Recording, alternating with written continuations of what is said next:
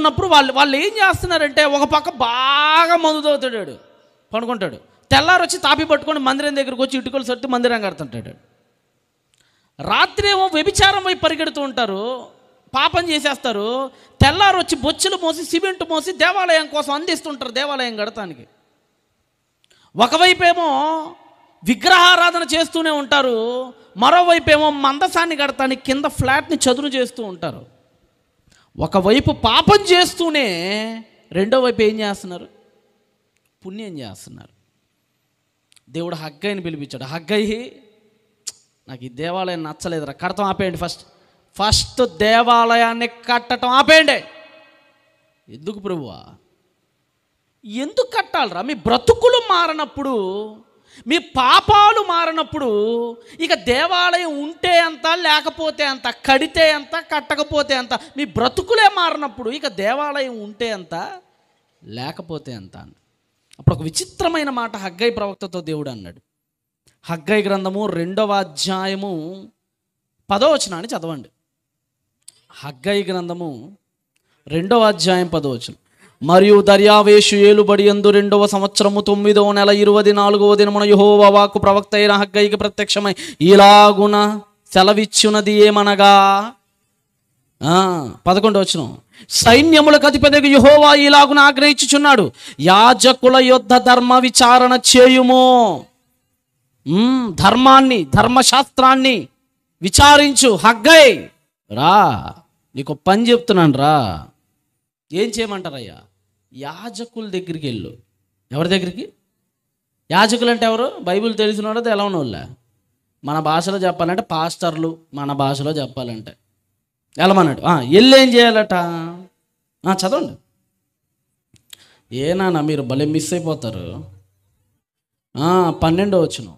ఒకడు ప్రతిష్ఠితమైన మాంసమును తన వస్త్రపు చెంగున కట్టుకొని తన చెంగుతో రొట్టెనైనను, వంటకమునైనను, ద్రాక్షారసమునైనను, తైలమునైనను, మరి ఏ విధమైన భోజన పదార్థమునైనను ముట్టిన ఎడలా ఆ ముట్టినది ప్రతిష్ఠితమగునా? క్వశ్చన్ చేశారంటే, హగ్గయి ఓ పని చేయి. ఏం చేస్తానంటే, నీ చెంగు ఉంది కదా, నీ చొక్కా చెంగుకి పవిత్రమైన మాంసాన్ని కట్టుకో. పవిత్రమైన ప్రతిష్ఠితమగు మాంసం అంటే దేవుడి కోసం బలిలో అర్పించినటువంటి మాంసం. దేనికి కట్టుకో? నీ చొక్కా. మన భాషలో చెప్పాలంటే మా కర్చీఫ్ కట్టుకో. మీకు అర్థమయ్యేటట్టు చెప్పాలంటే ఒక కర్చీఫ్ తీసుకుని రమ్మన్నాడు. కర్చీఫ్ అలా పరిచాడు. మందిరంలోకి వెళ్ళమన్నాడు. మందిరంలోకి వెళ్ళాడు. దేవుని యొద్ద ఉన్న పవిత్రమైన మాంసాన్ని కర్చీఫ్లో పెట్టమన్నాడు. కర్చీఫ్లో పెట్టాడు. కర్చీఫ్ 4 చెంగులు కట్టేశాడు గట్టిగా, మనం పొట్లం కట్టినట్టు కట్టేశాడు. ఏం చేయమంటారు ప్రభు? ఇప్పుడు ఈ పవిత్రమైన మాంసాన్ని తీసుకెళ్ళి దేని మీద పెట్టమన్నాడు చెప్పండి? ప్రతిష్ఠితమైన మాంసమును. మళ్ళా చదువుతున్నా 12వ వచనం. ఒకడు ప్రతిష్ఠితమైన మాంసమును తన వస్త్రపు చెంగును కట్టుకొని తన చెంగుతో రొట్టెనైనా, అవి జ్ఞాపకం చేయండి నాకు. ఈ పవిత్రమైన మాంసాన్ని దేని మీద పెట్టమన్నాడు? రొట్టె మీద పెట్టమన్నాడు. 1. నెంబర్ 2, నెక్స్ట్ వంటకం. మనం ఇంట్లో చాలా చేసుకుంటాం కదా, ఆ వంటకముల మీద పెట్టమన్నాడు. నెంబర్ 2, ద్రాక్షారసం ఉంది కదా, ద్రాక్షారసంలో కూడా ఆ చెంగును ముంచమన్నాడు. మన భాషలో చెప్పాలంటే, మీకు అర్థమయ్యేటట్టు సింప్లిఫైడ్గా నేటివ్ లాంగ్వేజ్లో చెప్పాలంటే, ఆ మాంసాన్ని ద్రాక్షారసంలో ముంచి బయటికి తీరా అన్నాడు. ఆ మాంసాన్ని రొట్టె మీద పెట్టి బాగా అదుమురా అన్నాడు. ఆ మాంసాన్ని ఇంకా దేని మీద? వంటకాల మీద పెట్టి గట్టిగా కాసేపు అలా ఉంచ, వంటకాల మీద ఈ పవిత్రమైన మాంసాన్ని అలా ఉంచమని చెప్పాడు.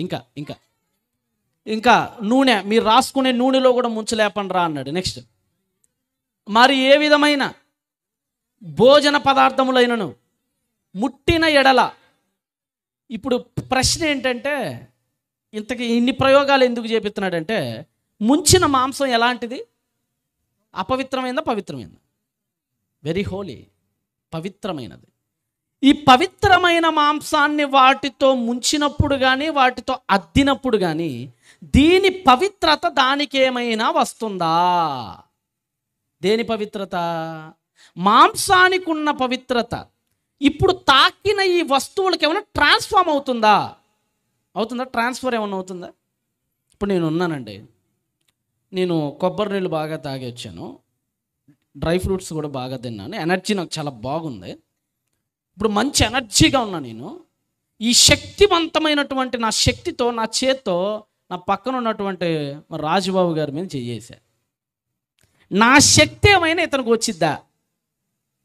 Are you clear? ఓకేనా? స్పష్టంగానే ఉన్నారా? నా శక్తి ఏమైనా వీళ్ళకి వచ్చిద్దా? నా ఎనర్జీ ఏమైనా వీళ్ళకి వస్తుందా? రాదు కదా. వాళ్ళు కూడా అదే చెప్పారు. నెక్స్ట్ చదవండి 13.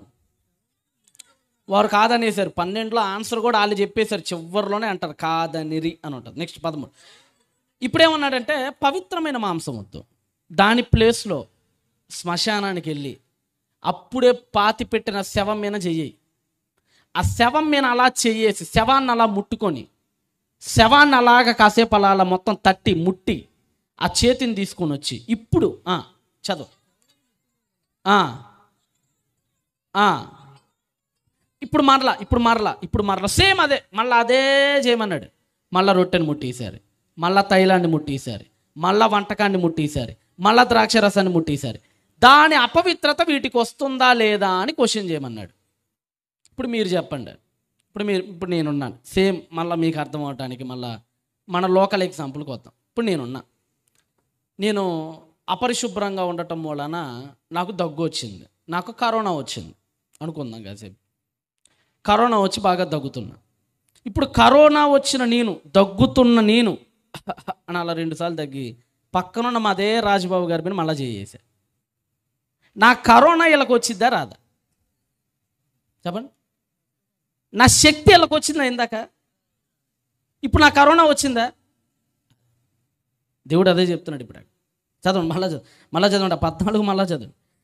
శవమును ముట్టుట వలన ఒకడు అంటుపడి అట్టి వాటిలో దేనినైనను ముట్టు నీడల తాను ముట్టినది అపవిత్రమగునా అని హగ్గై మరలాడుగగా యాజకులు. కరెక్ట్గా చెప్పావయ్యా నువ్వు. అది అపవిత్రమగునని అప్పుడు 14లో చెప్తున్నాడు, హగ్గై వారికి ఇలాగ ప్రత్యక్షించును, ఈ ప్రజలను ఈ జనులను నా దృష్టికి అలాగుననే చేయుచున్నారు రా. ఈరోజు మనందరం అదే చేస్తున్నాం. అంటే ఇందాక మీకు చెప్పిన ఉదాహరణలో పాపం మిగతా వాటిని అపవిత్రం చేస్తుంది, పుణ్యం మిగతా వాటిని ఏం చేయలేకపోతుంది. ఒక పవిత్రమైన వస్తువు మిగతా వాటిని పవిత్రత చేయలేకపోతుంది, కానీ ఒక అపవిత్రమైన వస్తువు మిగతా వాటిని అపవిత్రం చేసేస్తుంది. ఇప్పుడు పాపం గంభీరమైనదా, పవిత్రత పుణ్యం గంభీరమైనదా? దేని ఎఫెక్ట్ ఎక్కువ ఉంది ఇప్పుడు? అంతేనా? ఒక పుణ్యకార్యం మిగతా పాపకార్యాలని పుణ్యకార్యంగా చేయలేదు. ఎట్ ద సేమ్ టైం ఒక పాపకార్యం మిగతా పుణ్యకార్యాలన్నిటి మింగేసే అంత బలమైంది. ఈరోజు మనం చేస్తుంది అదే. నువ్వు 100 మందికి అన్నదానాలు చేసావు, 100 మందికి వస్త్రదానాలు చేసావు, 1000 మందికి ఉచితంగా రక్తదానం కూడా చేసావు, కానీ ఒక్క పాపం గనక నువ్వు చేస్తే దేవుడికి వ్యతిరేకంగా నువ్వు చేసినవన్నీ డస్ట్బిన్లోకి వెళ్ళిపోతాయి. అర్థమవుతుందా? బాగా కష్టపడ్డారండి. పూర్వం నేనప్పుడు ఒక ఇరానియన్ స్టోరీ ఒకటి చదివా. నాకు ఎక్కువ ఇంట్రెస్ట్ పోయమ్స్ కానీ పోయిట్స్ కానీ. ఒక ఇంట్రెస్టింగ్ ఒకటి చదివాను నేను. అదేంటంటే ఒక పెద్ద విందుని ఏర్పాటు చేస్తాడు రాజుగారు. పెద్ద విందుని ఏర్పాటు చేస్తాడు. ఆ విందుకి మంచిగా మటన్, చికెన్ మొత్తం వండిస్తాడు. వంటగాళ్ళు వేరే వేరే ఊర్ల నుంచి, దేశాల అవతల నుంచి వంటగాళ్ళని పిలిపిస్తాడు. రే, గొప్ప విందు చేయాలి, నాకు బిడ్డ పుట్టాడు, నా బిడ్డ విందు ప్రపంచంలో ఎవడు మర్చిపోకూడదు, తినే తిండి చచ్చిపోయేదా గుర్తుండాలి, అంత రుచిగా చేయాలి మీరని దేశాల నుంచి విదేశాల నుంచి అందరినీ పిలిపించి ఒక్కొక్క దేశం నుంచి ఒక్కొక్క ఐటెంని రప్పించి వంట కార్యక్రమం స్టార్ట్ చేశారు. పొద్దున్నుంచి కష్టపడితే సాయంత్రం దాకా వంట కార్యక్రమాలు జరుగుతూనే ఉన్నాయి. అన్నిటినీ చేశారు. చాలా అద్భుతంగా వచ్చినాయి, చాలా రుచికరంగా వచ్చినాయి. జనాలందరూ వచ్చేసారు, బెంచీలు వేసేసారు, కుర్చీలు వేసేసారు. ఆవురావురు మన ఆకలితో ఎదురు చూస్తున్నారు ఆ వంటకాల రుచికి. అప్పుడు ఒక సంఘటన జరిగింది. సంఘటన ఏంటంటే, చెట్టు మీద ఆనుకున్న పాముని గద్దొచ్చి చంపుకు తినే క్రమంలో తన 2 కాళ్ళతో గద్ద పామును పట్టేసుకుంది. ఆ చెట్టు పైన ఉన్న పామును పట్టేసుకుంది. వెళ్ళిపోతుంది గద్ద పైకి, ఆకాశంలోకి వెళ్ళిపోతుంది. పామును పట్టుకున్న గద్ద ఆకాశంలోకి వెళ్ళిపోతుంది. పాము ఏమో నన్ను వదులుతావో వదలమని ఫైట్ చేస్తుంది గద్దతో. గద్ద ఏమో వదలకుండా గట్టిగా పట్టుకుంటుంది. ఈ ఫైట్ అంతా ఆకాశంలో జరుగుతుంది, అలా ఎగురుతూనే ఉంది గద్ద.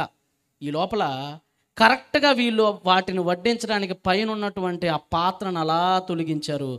దానికి సరిగ్గా పైన పాము విషాన్ని మనకి కక్కింది. దానిపైన దాని నుంచి తప్పించుకుంది. ఆ విషమంతా వచ్చి ఆ వంట పాత్రల్లో పడిపోయింది. ఆ చికెన్ బిర్యానీలో, ఆ మటన్ కూరలో పడిపోయింది. ఇది ఎవరికీ తెలియక, ఎవరు ఊహించక అందరికీ వడ్డించేశారు. తిన్న ప్రతివాడు చచ్చాడు. నీతేంటి? నువ్వు ఎంత కష్టమైనా పడు, పొద్దున్నుంచి రాత్రి దాకా ఎంత రుచికరమైన వంట అయినా వండు, చివర్లో నువ్వు చూసే ఒక చిన్న మిస్టేక్ నీ కష్టం మొత్తాన్ని గంగపాలు చేస్తుంది. అలానే నువ్వు 1000 మంచి పనులు చేయి, 1,00,000 పుణ్య కార్యక్రమాలు చేపట్టు, నువ్వు చివర్లో చేస్తావే ఒక పాపం, అనకొండ మింగినట్టు మొత్తం నీ పుణ్యాన్ని మింగేస్తుంది అదే. అందుకని అన్నాడు తస్మాత్ జాగ్రత్త అని చెప్పాడు. అందుకనే ప్రభు, పాపం విషం లాంటిది, పాపం విషం లాంటిది.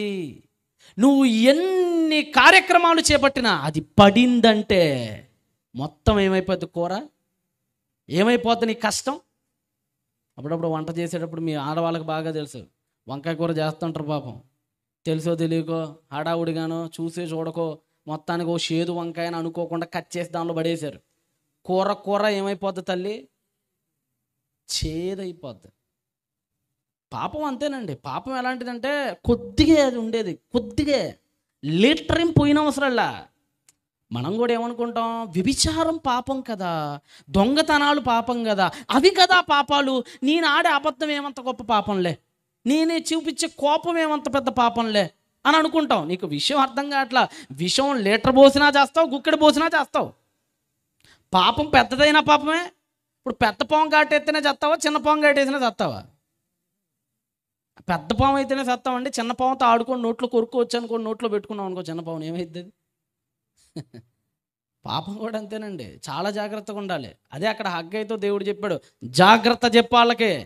వాళ్ళు ఏమనుకుంటున్నారంటే, హగ్గయ్యి పాపాలన్నీ చేసి మందిరం కట్టేస్తే మందిరాన్ని కట్టాడ్రా అని మా భుజం మీద చేసి పాపాలన్నీ తుడిచేస్తాడు రబ్బర్ బట్ట అనుకుంటున్నారు. దేవుడు అంత సీన్ ఏమీ లేదు.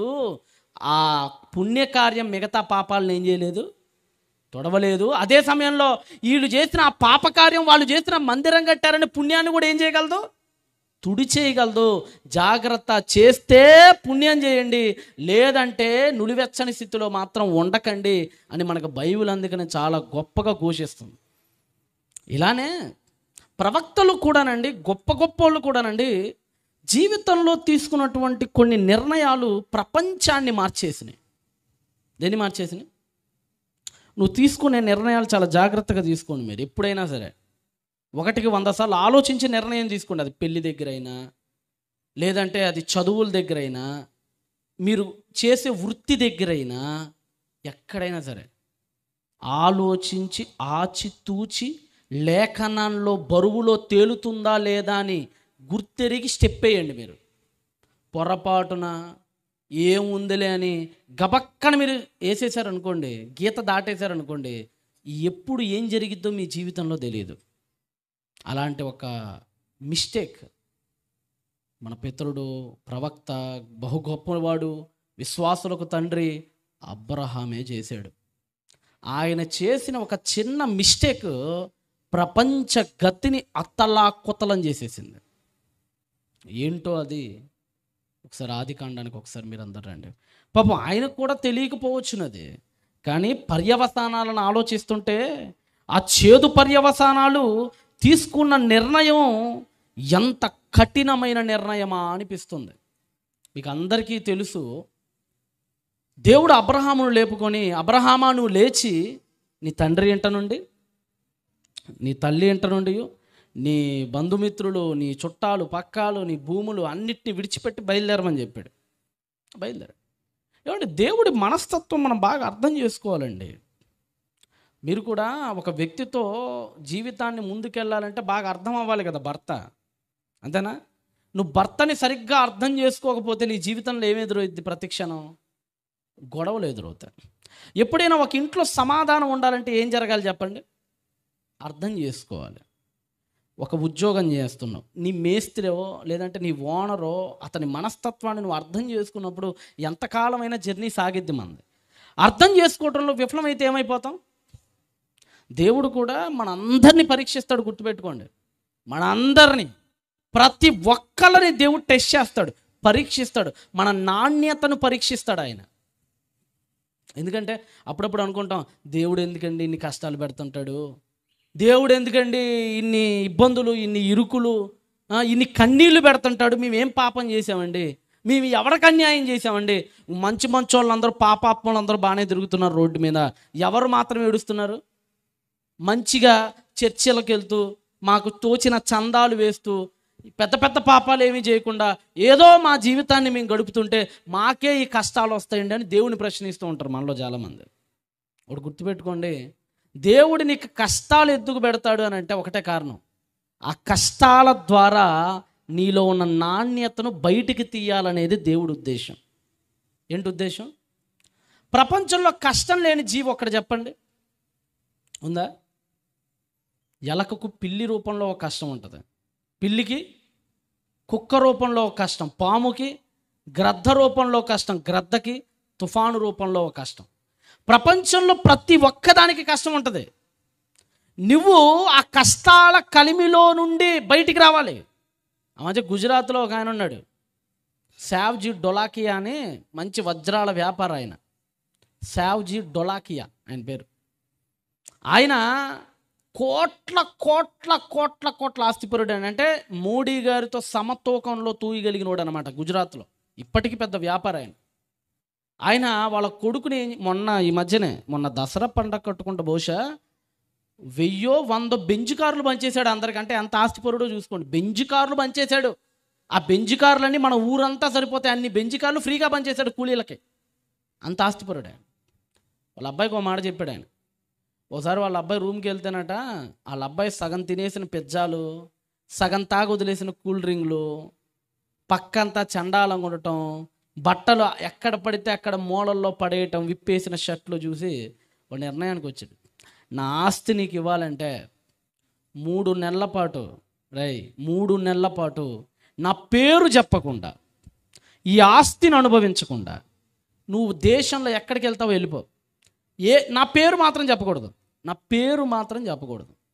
ఏం చేస్తావో చెయ్యి, నీకు కేవలం 6,000 రూపాయలు డబ్బులు ఇస్తాను, 3 జతల బట్టలు ఇస్తాను, 3 నెలలు నా కంటికి కనపడకుండా ప్రయోజకుడు పోయి రా, అప్పుడు నేను నా ఆస్తిని ఇస్తానని చెప్పాడు ఆయన. 6,000 చేతుల్లో పట్టుకొని 3,000 రూపాయలు 3 జతల బట్టలు పెట్టుకొని, బట్టలు 3 నెలలు బతకడానికి వచ్చాడండి ఆయన. ఈ మధ్య ఆయన గురించి టీవీలో కూడా వేశారు.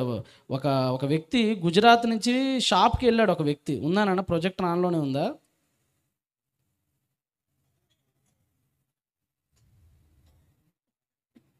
ఆన్లో ఉందా? ఈ మధ్య 2 నెలలు అయిపోయినాయి అంట. ఆయన ఏం చేశాడంటే కాసేపు అడుక్కు తిన్నాడు, డబ్బులు అయిపోయినాయి, చేతిలో ఉన్న 6,000 డబ్బులు అయిపోయినాయి. ఈరోజు తెలుసు కదండి, ఒక పెద్ద పెద్ద నగరాలకు వెళ్తే డబ్బులు ఎంతసేపు ఆవిరైపోతాయండి. ఓ ప్లేట్ మీల్సే 150, 200, 300. మొన్న వైజాగ్ ఎయిర్పోర్ట్లోకి వెళ్ళినప్పుడు బాగా ఆకలేసిందని చెప్పి తీసుకుంటే వాడు ప్లేట్ 700 తీసుకున్నాడండి. వాడు ప్లేట్ 700 అంట, ఎంత పెట్టాడు, ప్లేట్ 700. దోశ ఎంత అంటే 250. మీరు బయట నగరాలకు వెళ్ళారంటే అల్లాడిపోతారు, మీరు తట్టుకోలేము అసలు. వాళ్ళు చెప్పే మాటలకి ఆస్తులు అమ్ముకొని ఇడ్లీ తినాల్సిన పరిస్థితి వస్తుంది మనకి. అలానే ఇతను వెళ్ళాడు పాపం, వెళ్ళిన 3 రోజులు ఖర్చు అయిపోయినాయి, 6,000 ఎట్టయిపోయినాయో తెలియదు ఈయనకి. బట్టలని మాసిపోతున్నాయి. అప్పుడు అర్థమవుతుంది, ఒకప్పుడు తన ఇంట్లో ఉన్నప్పుడు నిజంగా వాళ్ళ నాన్న ఎంత గొప్పోడో, ఎంత లగ్జరియస్ లైఫ్ని తను దుర్వినియోగం చేసుకున్నాడో అర్థమైంది. ఏమైందా? ఇదిగోండి, ఆ బొమ్మ కూడా చూపిస్తున్నా చూడండి మీకు. లైట్స్ ఒకసారి వీలైతే ఆఫ్ చేయండి. ఈ కుర్రాడండి, ఆ కుర్రోడు. లైట్లు ఆఫ్ చేయండి అన్న, కొద్దిగా ఫాస్ట్గా ఉండండి. కనపడుతుందా? అదిగోండి, ఇదిగోండి ఇతను. మొన్న చెప్పాను కదా వాళ్ళ నాన్న బెంజ్ కార్లు ఫ్రీగా ఇచ్చాడని. ఇదిగోండి ఇప్పుడు మీకు కనిపించేవన్నీ ఫ్రీగా ఇచ్చేశాడు. చూడండి ఎన్ని ఉన్నాయో. ఒక్క కారు కొనుక్కుంటే 7 ఎన్ని సెంట్లు కొనొచ్చమ్మా? చాలా కొనొచ్చు, మీ ఊరు కొనొచ్చు ఆ కార్లు అమ్మితే. అన్ని కార్లు ఫ్రీగా ఇచ్చేశాడు. అంటే అంత డబ్బున్నాడు అనమాట. ఇదిగో ఆ వ్యక్తి అనమాట, ఇది డొలాకియా ఆ వ్యక్తి పేరు, డొలాకియా.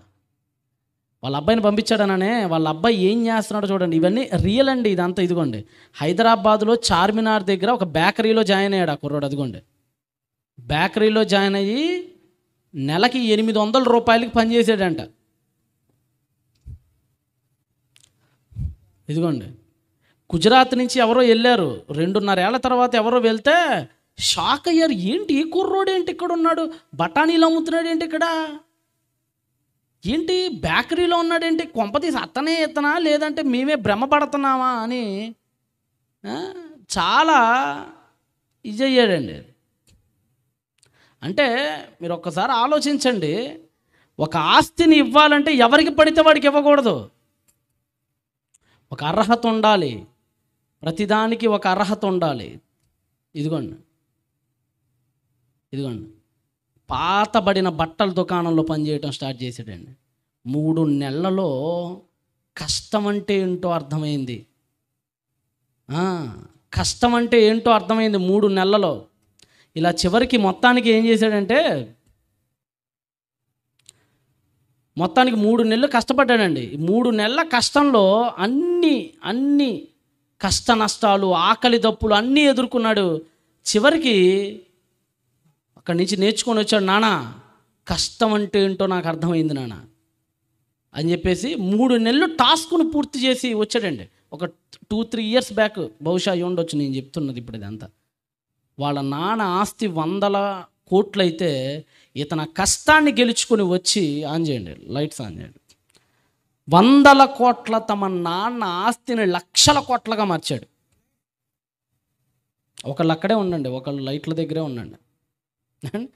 ఈ ఎగ్జాంపుల్ ఎందుకు చెప్పానంటే, మీకు దేవుడు కూడా మనకు ఎందుకు కష్టాలు పెడతాడంటే, కష్టాల్లోనే నీకేం తెలుస్తుంది, విలువ తెలుస్తుంది, అంతే కదా. కష్టాలు పడ్డోడికే కదా డబ్బు విలువ తెలిసేది. అప్పుడే కదా ఈసారి ఆ డబ్బుని వాడు జాగ్రత్తగా దాచుకోగలిగేది. దేవుడు కూడా మన కష్టాలు పెడతాడు. ఎందుకంటే పరలోకం అనే ఆస్తిని ఇవ్వాలంటే మరి నువ్వెన్ని కష్టాలు పడాలి. ఆఫ్టర్ ఆల్ 100 కోట్ల ఆస్తికే ఇంత కష్టం అనుభవిస్తేనే తప్ప నేను ఇవ్వనన్నాడంటే, మరి పరలోకం నీకు ఊరకనే వచ్చేసిద్దా? రాదు. దానికోసం ఏం త్యాగం చేయాలి? లైఫ్ను త్యాగాలు చేయాలి. మన లైఫ్లో దేవుడి కోసం ఏదో చేయాలి. కానీ కొన్నిసార్లు మనం చేసే పొరపాట్లు మాత్రం మనని చాలా వెనక్కి లాక్కెళ్ళిపోతాయండి.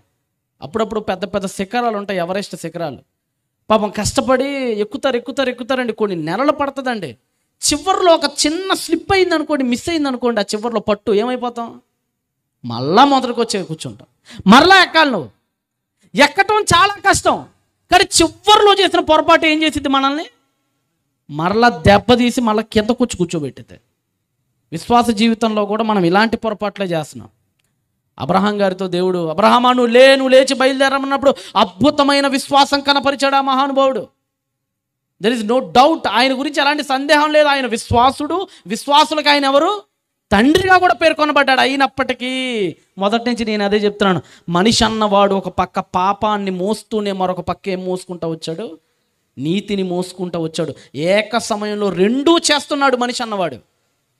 దేవుడు ఏం చేశాడంటే, అబ్రహాంకి నా మాట మీద గౌరవం ఉందా లేదా, ఏమిస్తానని చెప్పాడు. 12వ అధ్యాయం 7వ వచనంలో చదవండి. 12:7లో ఏమన్నాడు, యెహోవా అబ్రహామునకు ప్రత్యక్షమయ్యి నీ సంతానమునకు ఈ దేశాన్ని ఇస్తా, I will give this country to your generations. నీ తర్వాత వచ్చే తరాలకు నేను ఈ దేశాన్ని ఇస్తానని చెప్పాడండి ఆయన. ఈ దేశాన్ని నీకు ఇచ్చేస్తా అబ్రహాము, చూడు ఉత్తరం నుంచి దక్షిణం వరకు చూడు, పాలు తేనెలు ప్రవహించే ఈ మహాదేశాన్ని చూడు, ఇది నీకే ఇస్తున్నా, నేను నీకే ఇస్తున్నా, ఆస్తిని నీకు ఇచ్చేస్తున్నా, నా వాగ్దానాన్ని నీకు ఇచ్చేస్తున్నా. ఇంకా ఎవరెవరికి ఇస్తున్నా, నీ సంతానానికి కూడా ఇస్తున్నా అన్నాడు. ఇంకా చదవండి, మళ్ళీ చదవండి 7వ వచనం. యెహోవా అబ్రాహామునకు ప్రత్యక్షమై నీ సంతానమునకును ఈ దేశం ఇచ్చెదనని చెప్పగా అతడు తనకు ప్రత్యక్షమైన యెహోవాకు బలిపీఠము కట్టెను. బలిపీఠం కట్టాడు. థ్యాంక్స్ మై లార్డ్, కృతజ్ఞతలు తండ్రి, ఇంత గొప్ప దేశాన్ని మాకు ఇస్తున్నావా, నువ్వు ప్రపంచపు నడిబొడ్డును మాకు ఇస్తున్నావా. ఇజ్రాయెల్ తెలుసు కదండి, ప్రపంచానికి నడిబొడ్డు అది.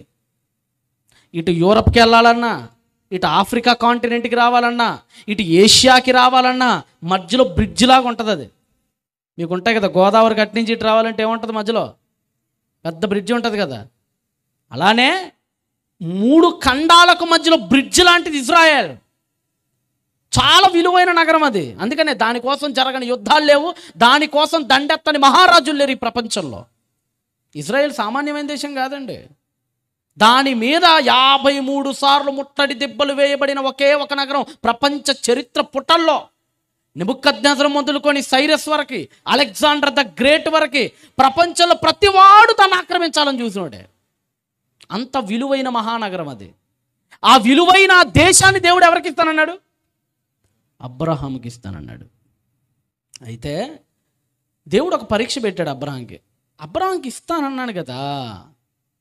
అబ్రహాము ఈ దేశం ఇస్తానని చెప్పినప్పుడు నా మాటని గౌరవించడా? నేనిచ్చిన ఈ గిఫ్ట్ని, నేను ఇవ్వబోతున్న ఈ గిఫ్ట్ని గౌరవిస్తాడా, వదిలేస్తాడా? ఒక పరీక్ష పెట్టాడు. అప్పటిదాకా సస్యశ్యామలంగా ఉన్న కనానులో, అప్పటిదాకా అద్భుతంగా పైరు పంటలతో వర్ధిల్లిన కనాను సడన్గా ఈ మాట చెప్పిన తర్వాత కరువు వచ్చేసింది. ఎక్కడ కరువు వచ్చిందో ఆ కింద 10వ వచనాన్ని జాగ్రత్తగా చదవండి. అప్పుడు వన్ ఫ్యామిలీ విజ్ ఫార్మ్డ్, ఒక కరువు వచ్చిందట. ఎప్పుడు దేవుడు వాగ్దానం చేసినప్పుడు. ఎప్పుడు వాగ్దానం చేశాడు? ఎన్నో వచనంలో? 7లో వాగ్దానం చేశాడు. 10వ వచనంలో ఏమొచ్చింది? ఎప్పుడైనా మీరు ఒకటి గుర్తుపెట్టుకోండి, దేవుడు ఇస్తానన్నప్పుడు ఒక పరీక్ష పెడతాడు. నిలబడతాడా, పడిపోతాడా? ఈ పరీక్షలో నుంచుంటావా, పడిపోతావా? దేవుడు ప్రతి గిఫ్ట్కి ఒక చిన్న టెస్ట్ పెడతాడండి. అదే కదండి. ఇప్పుడు మనం కూడా ప్రతి ఒక్కళ్ళకి కూడా టెస్టులు పెడుతుంటాం మనం, వీడు ఎంతవరకు పర్ఫెక్ట్గా దీన్ని డీల్ చేయగలుగుతాడని. ఇప్పుడు మన బిడ్డ ఉంది, చిన్న బిడ్డలు ఉంటారు. బిడ్డలకు ఒక విలువైన వస్తువు మనం వాళ్ళ చేతికి ఇచ్చేటప్పుడు ముందేం చేస్తాం మనం? అసలు ఇటు దీన్ని హ్యాండిల్ చేయగలడా, వదిలేస్తాడని అది ఇచ్చి పరీక్షిస్తాం. వాడు దాన్ని ఎలా కాపాడుకుంటున్నాడు. ఇప్పుడు బంగారపు గొలుసేయాలి మన పిల్ల మెడలో. అట్ట ఇయ్యంగానే నువ్వు అటు ఇటు రాగానే తీసేసి గందరగోళం చేసి ఏ బొక్కలోనో పడేసింది అనుకోండి దాన్ని, ఆ పాపకు మీరు బంగారపు గొలుసు ఇస్తారా? ముందేం చేస్తారు చెప్పండి? ఆ సామర్థ్యం వచ్చేదాకా చూస్తారు. గిఫ్ట్ని హ్యాండిల్ చేయగలిగే సామర్థ్యం వచ్చేదాకా చూస్తాం. ఆ సామర్థ్యం వచ్చిన తర్వాత గిఫ్ట్ ఇస్తాం. అంతే కదా. నాన్న కారు ఎప్పుడు ఇస్తాను నీకు, నాన్న బండి ఎప్పుడు ఇస్తాను నీకు? ముందు టెస్ట్ చేస్తాడు పక్కన కూర్చొని. నువ్వు సరిగ్గా డ్రైవ్ చేస్తున్నావు అనే నమ్మకం కలిగినప్పుడు నీకు బండి చేతికి ఇస్తాడు. అప్పటిదాకా బండి ఇవ్వడం. వీడు బాగా బండి పర్లేదురా, వీడు బాగానే నేర్చుకుంటున్నాడా, వీడు బాగానే డ్రైవ్ చేస్తున్నాడు రా, డ్రైవింగ్లో పర్ఫెక్ట్ అయ్యాడరా అనుకున్నప్పుడు ఒక్కనే పంపిస్తాడు అప్పుడు కారుకి. అప్పటిదాకా ఒక్కనే నాన్న ఎక్కడికి కూడా. ఒక టెస్ట్ పెడతాం మన అందరం మన పిల్లలకి. అబ్రహాం కూడా దేవుడు టెస్ట్ పెట్టాడు, కరువు రూపంలో పెట్టాడు ఆయన. ఎందుకంటే కరువు వచ్చినప్పుడు ఈ వాగ్దాన భూమిని వదిలేస్తాడా, కరువు వచ్చిందని అక్కడే నిలబడతాడని ఒక టెస్ట్ పెట్టాడు. అయితే ఆ టెస్టులో మహానుభావుడు ఏమయ్యాడో చూడండి. అప్పుడు ఆ దేశంలో కరువు వచ్చును, ఆ దేశంలో కరువు భారముగా ఉన్నందున్న అబ్రహాం ఎక్కడికి వెళ్ళాడట? ఎక్కడికి వెళ్ళకూడదో అక్కడికి వెళ్ళిపోయాడండి. బరువుగా ఉందట, భారంగా ఉందట కరువు. ఆ భారం ఉంటే వెళ్ళిపోతావా? నేను ఇచ్చిన దేశాన్ని వదిలేసి ఆ పనికి మన ఫరోగాడు ఉన్న దేశానికి వెళ్ళిపోతావా భారంగా ఉంటే? ఆలోచిస్తున్నాడు దేవుడు. ఎందుకంటేనండి దేవుడికి కరువులు వచ్చినా కానీ ఐగుప్తుకి వెళ్ళాలంటే దేవుడు పర్మిషన్ ఉండాలి. అసలు దేవుడికి ఇష్టం ఉండదు ఐగుప్తుకి వెళ్ళటం. అందుకని ఇస్సాకు కూడా ఒక మాట చెప్తాడు దేవుడు. 26వ అధ్యాయం చేయండి. కరువు వచ్చినప్పుడు ఎలా వ్యవహరించాలో ఇస్సాకు కూడా, ఇది మూసేయకుండా 26వ అధ్యాయం 1వ వచనం నుంచి చదవండి. అబ్రహాము దినములలో వచ్చిన మొదటి కరువు, అంటే ఇందాక మీరు చదివారు కదా కరువు 12వ అధ్యాయంలో వచ్చింది కదా కరువు 12. ఆ కరువుగాక మరి ఒక కరువు ఆ దేశంలో వచ్చును. అప్పుడు ఇస్సాకు గెరారులోనున్న ఫిలిష్తీయుల రాజైన అబీమెలెకు వద్దకు వెళ్ళెను. 2, అక్కడ యెహోవా అతనికి ప్రత్యక్షమై నీవు ఐగుప్తులోనికి వెళ్ళక. ఎక్కడికి వెళ్ళకూడదు? గబక్కన ఈజిప్ట్కి వెళ్ళిపోబాక. నువ్వు ఐగుప్తులోనికి వెళ్ళక నేను నీతో చెప్పిన ఈ దేశంలోనే ఉండు. కరువైనా, ఖడ్గమైనా, కష్టమైనా, నష్టమైనా, ఆకలి దప్పులు తోలమట్టించిపోయినా, దిగంబరుడిగా వణికిపోయినా నేనిచ్చిన దేశంలోనే బ్రతుకు. ఆ దేశానికి నువ్వు వెళ్ళకో. దేవుడికి మొదటి నుంచి ఈజిప్ట్కి వెళ్ళటం అంటే ఇష్టం ఉండదండి. ఒకవేళ వెళ్ళు అని చెప్పాలంటే దేవుడి పర్మిషన్ ఉండాలి.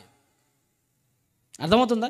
దేవుడి పర్మిషన్ లేకుండా, దేవుడి విచారణ లేకుండా ఈజిప్ట్కి వెళ్ళిన ప్రతి అంశం మీరు బైబిల్లో చూసుకోండి, సర్వనాశనం అయిపోయారు అలా వెళ్ళిన వాళ్ళు. దేవుడి పర్మిషన్ లేకుండా ఈజిప్ట్కి వెళ్ళిన వాళ్ళు. ఒకవేళ వెళ్ళాలి అని కనుక అనుకుంటే దేవుడే ప్రత్యక్షమే నీకు చెప్తాడు. ఏమని? అరే కరువు వచ్చింది, ఎక్కడికి వెళ్ళు. దేవుడి నుంచి ఫోన్ కాల్ వచ్చేదాకా వెళ్ళకూడదు మనం. ఆయన ఆజ్ఞల్ని మీరి, ఆయన ఇచ్చిన ధర్మశాస్త్రాన్ని మీరి. యాకోబు కూడా దేవుడు ప్రత్యక్షమయ్యాడు. అప్పుడు యాకోబుతో కూడా ఏం చెప్పాడు చూడండి. అంటే మనం బైబిల్ సిరీస్ని జాగ్రత్తగా ఆలోచిస్తుంటే దేవుడి విచారణ చాలా ముఖ్యం. ఈజిప్ట్కి వెళ్ళాలన్నా వెళ్ళకూడదన్నా.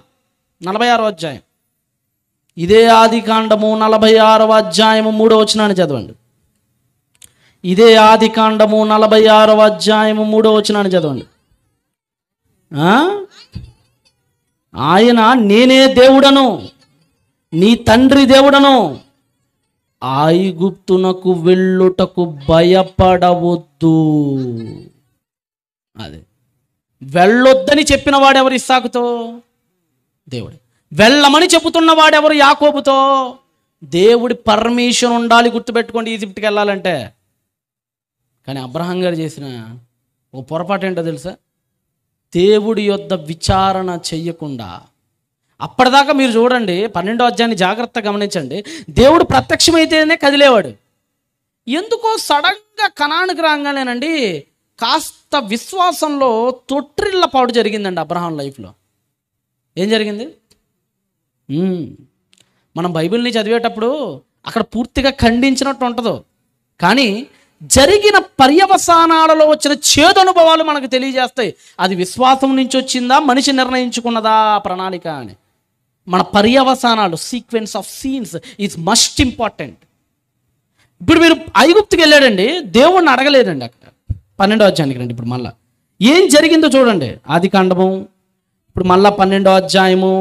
దేవుడు ఇస్సాకుతో ప్రత్యక్షమైనట్టు, యాకోబుతో ప్రత్యక్షమైనట్టు ప్రత్యక్షమయ్యేదాకా ఎదురు చూడలా. కరువు వచ్చినప్పుడు దేవుడిని అడగాలి. దేవా నువ్వు ఇచ్చావు, కరువు వచ్చింది నాయన మహానుభావ, కరువు వచ్చిన ఈ దేశంలో నేను ఇలానే ఉండమంటావా, నన్ను బయలుదేరమంటావా? మన జీవితంలో జరిగే ప్రతి ఇన్సిడెంట్ని మనం దేవుడి దగ్గర పెట్టాలండి. ఆయన పర్మిషన్ మనం తీసుకోవాలి. కొంతమంది ఉంటారండి అస్సలు దేవుడి దగ్గర పర్మిషన్ ఉండదు. పర్మిషన్ అంటే ఏంటి? దేవుడిని అడగాలి. దేవుడు చెప్తాడు. ఎలా చెప్తాడు? పైనుంచి ఏమైనా దేవదూతను పంపిస్తాడు నీ దగ్గరికి. ఆ రోజుల్లో పంపించేవాడు. ఈ రోజుల్లో అలా కాదు. లేఖనాల ద్వారా ఆయన మనతో అనునిత్యం మాట్లాడుతూ ఉంటాడు. నాకు బాగా తెలుసు ఓ సోదరుడు ఒకరోజు వచ్చాడు శుభలేఖ తీసుకొని. బ్రదర్ పెళ్లి చేసుకోబోతున్నా బ్రదర్, ఈ అమ్మాయిని పెళ్లి చేసుకోబోతున్నానని ఫోటో చూపించా. నేను అప్పుడు చెప్పా, వాళ్ళ అమ్మాయి నాకు తెలుసు. నేను చెప్పా, సోదరా ఆలోచించుకో, చేసుకున్నావంటే అడ్డంగా బుక్ అయిపోతావు, లైఫ్లో చచ్చిపోవటానికి కూడా వెనకాడవు, జీవితంలో ఇంతకంటే కన్నీళ్ళు ఎప్పుడు రాల్చవు, ఈ సందర్భం గుర్తొచ్చిన ప్రతిసారి చస్తూ బతుకుతావని చెప్పా. అదే లేదు బ్రదర్, భలేవాడు, నేను మామూలుగా చేయలే, వాకప్స్ చేసా, ఎంక్వైరీలు చేసా, షీఈ్ వెరీ గుడ్ గర్ల్ అట. నాకు చాలామంది చెప్పారు కూడా, మీరు ఖచ్చితంగా రండి అవకాశం ఉంటే, లేదు మీకు ఇబ్బంది అనుకుంటే మాత్రం వదిలేండి అన్నాడు. సర్లే వెళ్ళిపో అని చెప్పా. సర్లే వెళ్ళిపో. నాదేమో సీన్ కట్ చేశారంటే 3 నెలల తర్వాత నాకు బాగా గుర్తండి. ఆ సీన్ కూడా మర్చిపోలేను. నేను హాల్లో కూర్చొని ఉన్న సోఫాలో కాఫీ తాగుతున్నా, సడన్గా బెల్ కొడితే మా తమ్ముడు వచ్చి తీశాడు.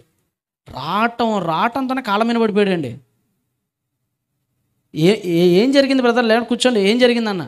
బ్రదర్, నా జీవితంలో నేను చేసిన అతి పెద్ద పొరపాటు ఏదైనా ఉందంటే దేవుడు మీ ద్వారా చెప్పిన మాటను వినకుండా అమ్మాయిని పెళ్లి చేసుకోవటమే అన్న.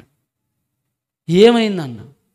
బ్రదర్, ఫోన్ నేను చెక్ చేశాను ఒకరోజు, అమ్మాయి పనుకున్నప్పుడు ఫోన్లో అంతా ఎవరితోనో చాటింగ్లు ఉన్నాయి, ఎవరెవరితోనో ఫోటోలు దిగేసింది. ఇబ్బందికరమైన ఫోటోలు కనపడుతున్నాయి. నేను అడిగితే అమ్మాయి అన్న మాట ఏంటంటే, మా అన్నకి చెప్తాను, నువ్వు నన్ను ఇబ్బంది పెడుతున్నావు, ఏదేదో చెప్పి నన్ను టార్చర్ పెడుతున్నావు అని దిశ కేసు పెడతాను నీ మీనని చెప్పేసి వెళ్ళి ఈ అబ్బాయి తనని టార్చర్ చేస్తున్నాడు. అమ్మాయే వంటగదిలోకి వెళ్ళి గ్యాస్ వెలిగించుకొని అమ్మాయే కాల్చుకొని మా ఆయన నన్ను కాల్చాడని దిశ కేసులో కేసు పెట్టేసిందండి. ఇప్పుడు వాడు జైల్లో బుక్ అయిపోయాడు. ఇప్పుడు చాలా జాగ్రత్తగా ఉండాలి మనం. దేవుడు తన దాసుల ద్వారా కొన్ని విషయాలు చెప్తూనే ఉంటాడు అక్కడక్కడ, నువ్వు దాన్ని పట్టించుకోవాలి. మరి బాబా అబ్రహాం గారు ఆ క్షణంలో ఆలోచించకుండా, దేవుణ్ణి ఒక్క మాట అనకుండా తన సొంత ప్రయత్నానికి ఒడిగట్టాడు. అక్కడి నుంచే డౌన్ఫాల్ స్టార్ట్ అయిపోయిందండి. ఎవరికి ఏం జరిగిందో చూడండి. ఐగుప్తుకి వెళ్ళాడు కదా, అతడు ఐగుప్తులోనికి వెళ్ళాను.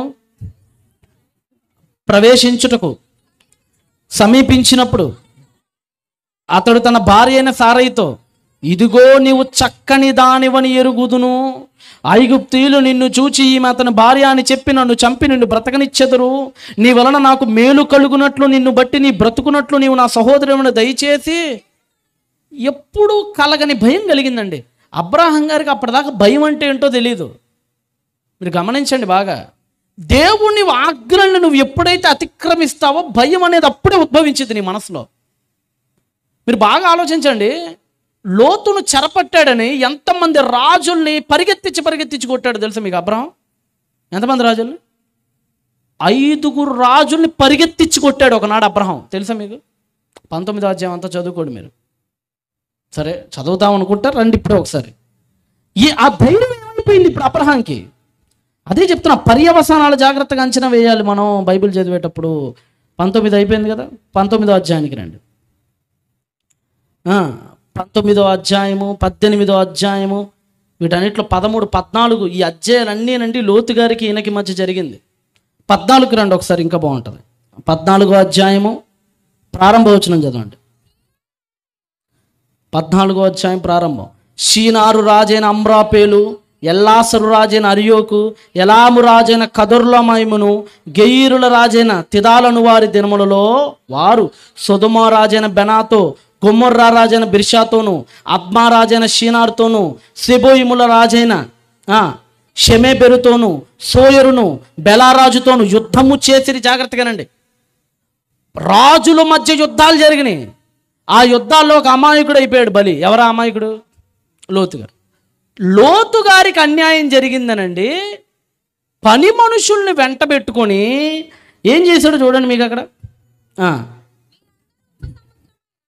ఇదంతా అయిపోయిన తర్వాత మీరు 14 వచ్చింది చదవండి. 14వ అధ్యాయము 14 వచ్చింది.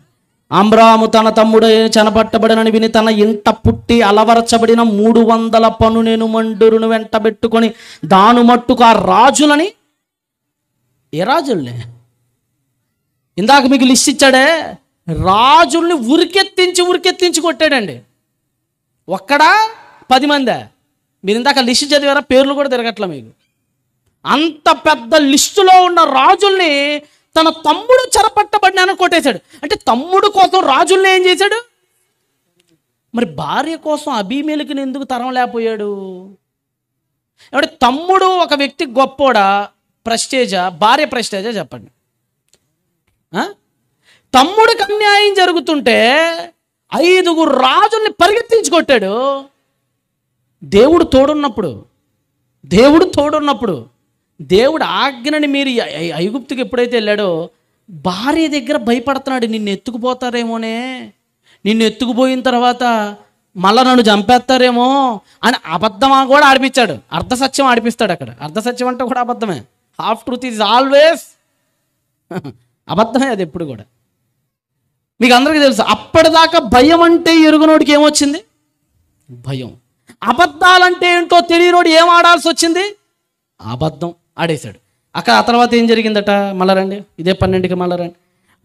జీవితంలో ఒక పెద్ద తప్పు అక్కడే జరిగిందండి ఆయన లైఫ్లో పాపం.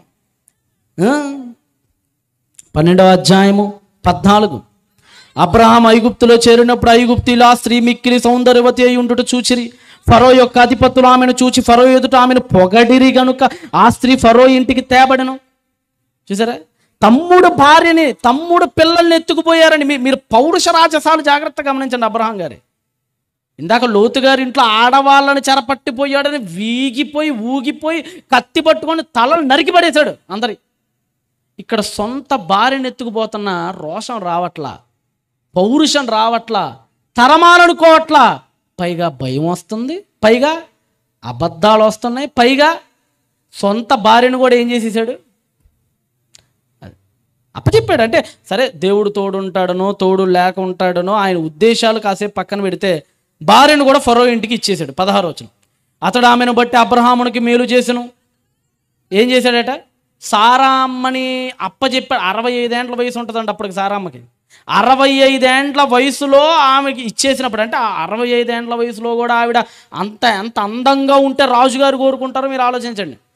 షీఈ్ వెరీ బ్యూటీ, చాలా అందమైనటువంటి ఆవిడ తల్లి సారామ్మ.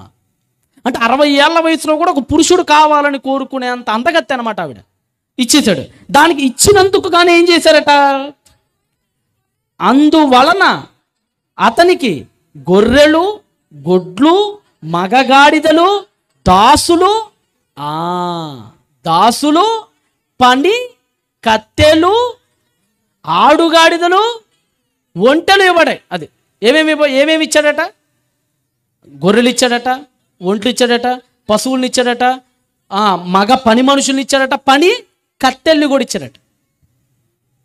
ఈ అబద్ధం ద్వారా, ఈ భయం ద్వారా, దేవుడు పర్మిషన్ లేకుండా వెళ్ళిపోవటం ద్వారా వచ్చినటువంటి ఈ సంపదలో నుంచి వచ్చిన ఆ పనికత్తెలలో ఒక పనికత్తె హాగరు. ఎవరు హాగరు? ఎక్కడి నుంచి వచ్చింది? ఈయన గనక ఆ రోజు ఈజిప్ట్కే గనక వెళ్ళకపోయి ఉంటే there is no Ishmael. Ishmael అనేవాడే లేడు. ఇష్మాయేల్ అనేవాడే లేకపోతే ఈరోజు ఎన్నిటికో తగ్గిపోయి ఉండేది. బాంబులు తగ్గిపోయాయి, తుపాకీలు తగ్గిపోయాయి. మీకు అందరికీ తెలుసు, ఎంతకు మించి నేను మాట్లాడిన అవసరం లేదు. ఇష్మాయేల్ ఆవిర్భావానికి గల కారణం ఏంటనుకున్నారు? ఇష్మాయేల్ పుట్టుటకు కారణం ఏంటనుకున్నారు? ఇష్మాయేల్ కన్నోళ్ళు ఎవరు? హాగర్ ఎక్కడి నుంచి వచ్చింది? ఆ 16వ అధ్యాయం 1లోనే చెప్తుంది ఆ తల్లి. సారామ్మే సమాధానం చెప్పిద్ది దానికి. అబ్రహాము భార్య అయిన సారయి అతనికి పిల్లలు కనలేదు, ఆమెకు హాగరు అని ఐగుప్తురాలైన దాసి. అది ఈవిడెక్కడి నుంచి వచ్చింది? ఐగుప్తురాలైన దాసి ఎందుకు వచ్చింది? హాగర్ పంపించాడే, అబీమెలెకు పంపించాడే ఫరో అనే ఆయుడు. ఏమని? దాసుల్ని, పని వాళ్ళని, పనికత్తెల్ని అందరికి పంపించేశారు కదా. వాళ్ళు వచ్చి శుభ్రంగా ఇంట్లో పనులు చేసుకుంటూ ఉండేవాళ్ళు. ఆ పనులు చేసుకునే దానిలో ఒక పని చేసుకునే ఆవిడే ఎవరు? ఇప్పుడు సారామ్మ జీవితంలో ఒక తొందరపాటు చేసింది. చెప్పాను కదండి, దేవుడు ఒక వ్యక్తిని పొగిడినంత మాత్రాన ఆ వ్యక్తి 100కు 100% అన్ని నీతి పనులు చేశాడని కాదు. దేవుడు సారామ్మను కూడా పొగిడాడు. పేతురుపత్రికలో ఏమంటాడు? మీరు సారావలే అంటే అర్థం ఏంటి? చదివారా చదవలేదు? అది ఏందో చూస్తా ఉన్నారు కొంతమంది, ఎక్కడ చదివినట్టు గుర్తు రావట్లేదే అని. పేతురుపత్రిక 3వ అధ్యాయంలో చెప్తాడు కదా, తీయండి అమ్మది. సరే, నేనే తీయాలంటే నేనే తీస్తా. పేతురు గారు రాసినటువంటి పత్రిక 3వ అధ్యాయము 6వ వచనం, 1 పీటర్ 3వ అధ్యాయం 5. ఆ ప్రకారము సారా అబ్రహాముని 5వ వచనం చదవండి అమ్మ. 5 అటువలే పూర్వము దేవుని ఆశ్రయించిన పరిశుద్ధ స్త్రీలను తమ స్వపురుషులకు లోబడి ఉన్నారు, తమను తాము అలంకరించుకొనక. ఆ ప్రకారమే సారా ఆ పరిశుద్ధ స్త్రీ అని ఎవరి పేరు చెప్తున్నాడు? పరిశుద్ధ స్త్రీ అని చెప్పినంత మాత్రాన A to Z ఆవిడ చేసిన అన్ని కార్యాలు దేవుడు సమర్థించినట్లు కాదు. దేవుడు సమర్థించినట్టేనా హాగర్ని? సారామ్మ ఏం చేసింది? దేవుడు చెప్పాడు అప్పటికి ప్రత్యక్షమే. ఏమన్నాడండి దేవుడు? ఏమని చెప్పాడు? అప్పటికే 12వ అధ్యాయం 7లోనే దేవుడు చెప్పాడు. ఏమన్నాడు? ఈ దేశాన్ని ఎవరికి ఇస్తాను? నీకు, నీ సంతానానికి ఇస్తాను అన్నాడు. అంటే అబ్రహాంకి ఏం పుడతారు? అప్పుడు అసలు హాగర్ అనే ఆవిడే లేదు. మరి అబ్రహాంకి సంతానం పుట్టాలంటే ఎవరి ద్వారా పుడతారు? భూమిలో నుంచి వస్తారా బయటికి? ఆకాశం నుంచి చూడబడతారా? ఎవరి ద్వారా రావాలి మరి ఇప్పుడు అబ్రహాంకి సంతానం? సారమ్మే కదా మార్గం. సారామ్మ ఆ విషయం చెప్పినందుకు ఏం చేసింది చెప్పండి? 17-17లో పక్కు నవ్వింది. ఒకసారి చూడండి ఆ సందర్భం. ఒక స్త్రీ చేసిన పొరపాటు, దేవుడి ఆజ్ఞలను లేదంటే దేవుని పర్మిషన్ లేకుండా జీవితంలో జరిగినటువంటి కొన్ని చర్యల వలన, మనం కొన్ని పొరపాట్ల వలన జీవితాలు ఎలా అయిపోతాయో, ఎంత ఏడవాల్సిన పరిస్థితులు వస్తాయో ఒకసారి ఒక చిన్న ఉదాహరణ. లైట్స్ ఆఫ్ చేయండి, వాల్యూమ్ పెట్టండి. చెప్తుంది. మన నోటిలో నుంచి ఒక సలహా ఇచ్చేటప్పుడు చాలా జాగ్రత్తగా ఉండాలండి. కొన్ని సలహాలు జీవితాలను నిలబెట్టాలి, జీవితాలను కూల్చకూడదు. అదిగోండి హాగర్ని చూపించింది. మనం అప్పుడు ఈజిప్ట్కి వెళ్ళినప్పుడు ఈజిప్ట్లో ఇచ్చాడు కదా ఫరో, వెళ్ళు. అదిగోండి సలహా ఇచ్చింది ఆవిడే, హాగర్ని పంపించింది. అప్పుడు అబ్రహాం అయినా దేవుణ్ణి అడగాలి కదా, దేవా నా భార్య ఇలా చెప్తుంది, నా భార్య మాట వినమంటావా, లేదంటే నువ్వు ఇంకొక మార్గాన్ని ఏమైనా ఇచ్చావా అని ఒక్క మాట కూడా అబ్రహాం అడగలేదండి. సారామ్మ మాట వినటం స్టార్ట్ చేశాడు.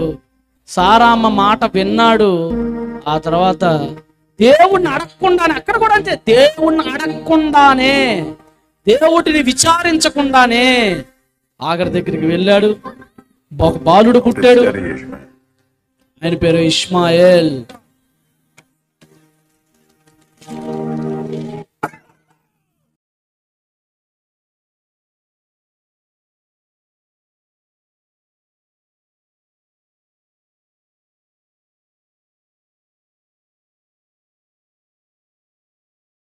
పుట్టాడు.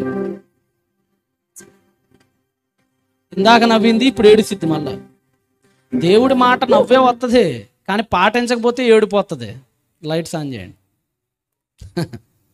దేవుడు మాట చెప్పినప్పుడు ఏం చేసింది? పక్కున నవ్వు. సరే నవ్వావు, కానీ తర్వాత జీవితం ఏమైపోయింది? ఇక నవ్వ, అదే చివరి నవ్వు ఆవిడికి. సారామ్మ చివరి నవ్వు ఎప్పుడు? ఆదికాండం 17:17 ఆ తల్లికి చివరి నవ్వు. ఆ తర్వాత ఇక నవ్వు లేదు ఆమె జీవితంలో. ఆ తర్వాత వెంటనే దేవుడు ఈవిడ గర్భాన్ని కూడా తెరిచాడు. ఎవరు పుట్టాడు? సారా. ఇస్సాకును గనింది. ఇస్సాక్ అంటే పేరే నవ్వు. ఇస్సాక్ అంటే అర్థం ఏంటి? ఇస్సాక్ అంటే లాఫ్, నవ్వు అని అర్థం. ఇస్సాకును గనింది. ఇస్సాకును ఇష్మాయిల్ ఏం చేశాడో తెలుసా? హింస పెట్టాడు, టార్చర్ పెట్టాడు. టార్చర్. ఆ పిల్లోండి, ఆ చంటి పెట్టగాడు ఉన్నాడు కదండి, ఎంత అసూయ పెంచుకున్నాడంటే బహుశా హాగరే చెప్పుండిద్ది. ఎందుకంటే హాగరు సారామ్మని ఎలా చూస్తాం ప్రారంభించింది? చులకనగా చూస్తాం ప్రారంభించింది. అప్పుడు బిడ్డకు చెప్పుండొచ్చు మేబీ, ఏమనంటే రే వాడికంటే ముందు నువ్వు పుట్టావు, ఆస్తి ఎవరికి రావాలి? వస్తే మనకు రావాలి, ఆస్తి మనకు రావాలి. ఎందుకంటే ఇంట్లో పెద్ద కొడుకు నువ్వు కనుక. నిన్నగాక మొన్న పుట్టాడు ఆ బుడ్డోడు, చాలా ప్రేమించేస్తున్నాడు మీ నాన్న, చాలా ఎక్కువ. అంతకుముందు ఎలా ఉండేవాడు? నీతో ఉండేవాడు అంతకుముందు. ఇప్పుడు ఎవరితో ఉంటున్నాడు? అంతే కదండి. చిన్నోళ్ళతో ఉంటున్నప్పుడు పెద్దోళ్ళకి ఏమవుతుంది? అసూయ వస్తుంది. ఇప్పుడు ఎప్పుడైతే అబ్రహాం ఇస్సాకుతో ఉంటున్నాడో ఆ విషయం తెలుసుకున్న ఇష్మాయేలు ఇస్సాకును టార్చర్ పెడతాం స్టార్ట్ చేశాడు. మామూలు టార్చర్ కాదు అది. గలతీయులకు అపోస్తలుడైన పౌలు రాసినటువంటి పత్రికలో ఇష్మాయేలు పెట్టిన టార్చర్ గురించి చాలా గొప్పగా వర్ణిస్తాడండి. గలతీయులకి 4వ అధ్యాయం తేండి. గలతీయులకు అపోస్తలుడైన పౌలు రాసినటువంటి పత్రికలో ఇష్మాయేలు ఏం చేసేవాడో చాలా వివరంగా రాస్తూ 4:29లో చదవండి. 4:22 నుంచి చదువుకోవచ్చు మీరు. 22 చదివి 29కి రండి. దాసి వలన ఒకడును, స్వతంత్రురాలి వల్ల ఒకడును, 2 కుమారులు అబ్రహామునకు కలిగెను కదా. ఎవరెవరా 2? ఇష్మాయేలు. వాళ్ళు ఏం చేశారు? 29లో చదవండి. 29. అప్పుడు శరీరమును బట్టి పుట్టినవాడు, ఆత్మను బట్టి పుట్టినవాడు అనగా ఇస్సాకుని ఎలాగున హింస పెట్టెనో. ఏం పెట్టాడట? హింస. హింస అంటే అర్థం ఏంటండి? టార్చర్. రేయ్ నువ్వు వచ్చినప్పటి నుంచి మా నాన్న నా దగ్గరికి రావట్లేదురా, నువ్వు వచ్చినప్పటి నుంచి నీ చుట్టూనే తిరుగుతున్నాడు మా నాన్న. ఒకప్పుడు నన్ను ఎత్తుకునేవాడు, ఇప్పుడు నీతో బాగా నిన్నెత్తుకుంటున్నాడు, నిన్ను ఆడిస్తున్నాడు, నా దగ్గరికి రావట్లా. నీ వల్లే నాకు ఇలా వచ్చిందే అని సారా అమ్మ లేనప్పుడు, అబ్రహాం గారు లేనప్పుడు ఆ పశువుని టార్చర్ పెడతాం స్టార్ట్ చేశారండి. కానీ కన్న తల్లి ఒక కన్ను వేసే ఉంటుంది ఎప్పుడు బిడ్డల మీద, అవునా? కొంతమంది చూడండి పిల్లల్ని ఎలా టార్చర్ పెడతారండి పాపం. కొంతమంది తల్లులు ఉంటారండి నిజంగానండి. ఆ మధ్య ఏదో ఒక వీడియో చూసాను నేను. భర్తకి ఈవిడికి కోపం వచ్చింది. భర్త ఎక్కడికి వెళ్ళిపోయాడు. ఇప్పుడు భర్త మీరున్న పగని ఎలా తీర్చుకోవాలో తెలియక బిడ్డని ఎంత హింస పెడుతుందంటేనండి ఆ తల్లి. బహుశా ఉందో లేదో నేనైతే ప్రయత్నిస్తాను. ఒకసారి లైట్స్ని ఒకసారి ఆఫ్ చేయండి వీలైతే. అంటే ఎంత టార్చర్ అంటే ఎలా ఉండిద్దో తెలియాలి మీకు, దారుణంగా. కొంతమంది పగలు ప్రతీకారాలతో రగిలిపోతూ ఉంటారు. అదిగోండి చూడండి, అదిగోండి వాళ్ళ ఆయనకి వీడియో కాల్ చేసి అదిగోండి బిడ్డని పట్టుకొని అదిగోండి చూపిస్తుంది. వాడు ఎంతండి, వాడి వయస్సు ఎంతండి పాపం, రక్తం కారిపోతుందండి. మనిషా పశువా? ఎవరి మీద కోపం, ఎవరి మీద చూపిస్తున్నారు? పాపం చూడండి పాపం, వాడికి పాపం. ఏం చేయాలి చెప్పండి? ఇలాంటి పశువులను ఏం చేయాలి చెప్పండి? రైట్స్ అని ఎవరి మీద కోపం? దేవుడు వదులుతాడు అనుకున్నావా? నా బోతు రక్తమును ఎక్కడ నాకినియో నీ రక్తాన్ని కూడా అక్కడే నాకిస్తానన్నాడు. దేవుడికి పిల్లలంటే ప్రాణం అండి. యేసుప్రభు దగ్గరికి పిల్లలు వచ్చినప్పుడు పేతురు శిష్యులందరూ పక్క ఏమన్నాడు యేసుప్రభు? షటప్, ఎలదేరా హెవెన్, రానియండి నా దగ్గరికే. మీరు మళ్ళా చెప్తున్న, పిల్లల్ని ఎప్పుడు కొట్టకండి, రెండూ చేయాలి. ఎప్పుడు కొట్టాలంటే ఊహ వచ్చినప్పుడు, మంచి చెడుల వివేచన వచ్చినప్పుడు, అప్పుడు కూడా వాడు చెడును సెలెక్ట్ చేసుకుంటున్నప్పుడు, ఎన్నిసార్లు చెప్పినా విననప్పుడు ఆ స్టెప్ ఒకటి ఉంటుంది దానికి, అప్పుడు బెత్తం పట్టండి అంత అన్నాడు. కొంతమంది చిన్న పిల్లలు అన్నం తినలేదని కొడతారండి. కొంతమంది నాకు తెలిసిన కొంతమంది తల్లులు ఉన్నారండి, ఆడికి ఏదో పాప అన్నం తినవా, అన్నం పట్ట కొడుతుంటారండి. పడిపోతాయి చేతులు ఒక రోజున. ఇష్టం వచ్చినట్టు పిల్లలు మన బానిసలు కాదు, తిరిగి కొట్టలేరు కదా అని కొడతానికి. ఎవరి మీనో ఉన్న కోపాన్ని ఎవరి మీద చూపించింది? ఇష్మాయిల్ కూడా అంతే. వాళ్ళ నాన్న రావట్లేదని, వాళ్ళ నాన్న ప్రేమగా మాట్లాడుతున్నాడని ఆ చంటి పిల్లల్ని టార్చర్ చేయడం స్టార్ట్ చేశాడు. పరిహసిస్తున్నాడట. అది కండం చేయండి. సారమ్మ చూసింది ఒకరోజు, హింస పెట్టాడని ఉంది. మీరు గమనించండి, హింస అనే పదం చాలా కఠినమైన పదం. ఊరకనే వాడరా పదాన్ని. హింస అంటే ఎప్పుడు వాడతారండి? చాలా తీవ్రమైన పదం అది. తెలుగులో తీవ్రమైన పదాన్ని ఉపయోగించిందండి. అంతే కదండి. ఈవిడ కూడా పరిహసించి 21వ అధ్యాయం 9వ వచనం చూడండి. ఆదికాండము 21:9 చూడండి. ఆదికాండము 21:9. అప్పుడు అబ్రహామునకును ఐగుప్తురాలైన హాగరికిని కనిన కుమారుడు పరిహసించుట అంటే గర్వం, పరిహాసం. పెద్దోణ్ణి, నా ఇష్టం, ఈడు పిల్లోడీడో ఎదురు తిరగటం, పరిహసించుట. సారా చూచి దాసిని దీని కుమారుని వెళ్ళగొట్టా. అంత కఠినమైన మాట, ఉక్రోషం ఉప్పొంగుకొచ్చిందండి. అంటే మీరు ఆలోచించండి, ఎవరు చేసుకున్నా చెప్పండి ఇదంతా. సలహా ఇచ్చింది ఎవరు? ఆ మహాతల్లి ఎవరు సలహా ఇచ్చింది? ఆ తల్లే సలహా ఇచ్చుకుంది. పైగా అంటది, నా ఉసురు నీకు తగులు అంటది అబ్రహాం దగ్గరికి వచ్చి. ఏమైనా బుద్ధి ఉందా? బుద్ధి ఉండాలి కదా. కొన్ని అంతే, మనమే చేసుకొని ఎవరు పక్కన వాళ్ళ మీద ఎగురుతుంటాం మనం. నువ్వు చేసుకున్న కర్మే. ఎవరు చేసుకున్న కర్మ? నువ్వు చేసుకున్న కర్మే, నువ్వే అనుభవించు. మరి సారమ్మ కూడా అంతే.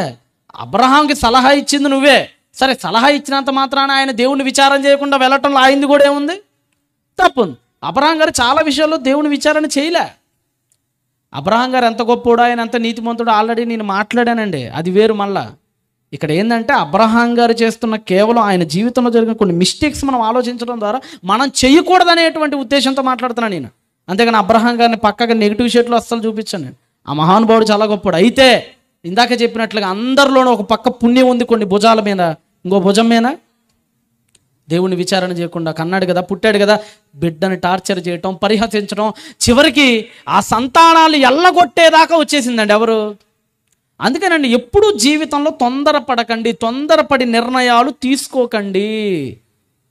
మనలో కొంతమంది తొందరపడి నిర్ణయాలు ఇచ్చేస్తారు, తొందరపడి అంత స్పీడ్ కొంతమందికి, ఆలోచించరు. నేను ఒకసారి చెప్పాను చాలా ఊర్లలో, గుర్తుందో లేదో, విన్నోళ్ళ భవిష్యం ఉంటే ఉండొచ్చు. మా ఇంటికి సమీపంలో చెల్లి ఉండేదండి, నా బాగా గుర్తు. కాలేజీకి వెళ్తున్నప్పుడల్లా నా ప్రైజ్లాడన్నా అని చెప్తుండేది. మంచి తల్లి జాగ్రత్తగా వెళ్ళరా పో అని నేను కూడా చెప్తుండేవాడిని. తర్వాత నేను చాలా ఏళ్ళు అయిపోయింది ఆ అమ్మాయిని చూసి, సడన్గా వాళ్ళ అమ్మ నా దగ్గరికి వచ్చింది. వాళ్ళ అమ్మ వచ్చి, సార్ మా కోసం ప్రార్థన చేయండి సార్, నాకు భయం వేస్తుంది సార్ అంటుంది. ఏమైందమ్మా అన్న.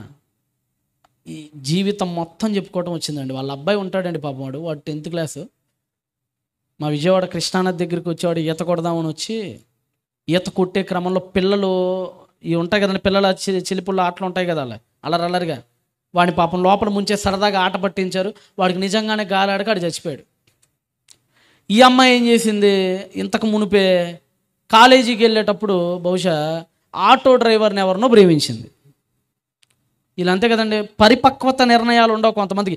ఎవరిని ప్రేమిస్తున్నామో వాడు ఎంత పనికిమాలోడో ఎంతమంది చెప్పినా కానీ ఇంటర్వ్యూలు. వాడు ఎట్టాంటోడంటే, వాడు 10వ తరగతి 10 సార్లు ఫెయిల్ అయ్యాడు.